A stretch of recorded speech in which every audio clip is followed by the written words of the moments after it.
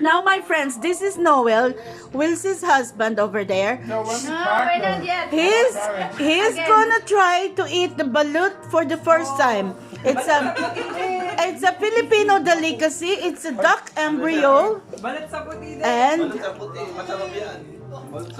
let me just zoom in on that balut. I took the shell off it already. There you go. All of it. No, just normally they just have. It's a duck embryo. There you go. There's a and there, look. All right. That part is lovely. That's the salt there. No, so No, thanks so much. That's a lovely one, Wilce.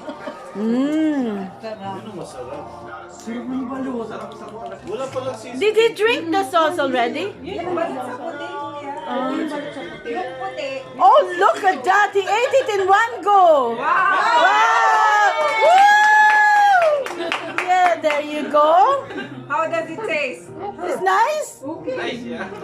It's very good in protein. Yes. There you go. Now, Wilce, is that your embryo already? Did you eat your embryo? That's the duck embryo. Yeah. Now this is the duck embryo. Covered. That's why you won't be able to see. Oh, I like that one. Yung matigas niya. Are they all like that? Yung matigas niya, Hindi ka pag balot sa puti kuya, malambot na. malambot siya. Don't look at it. Eat it in one. Eat it in one go. There you go.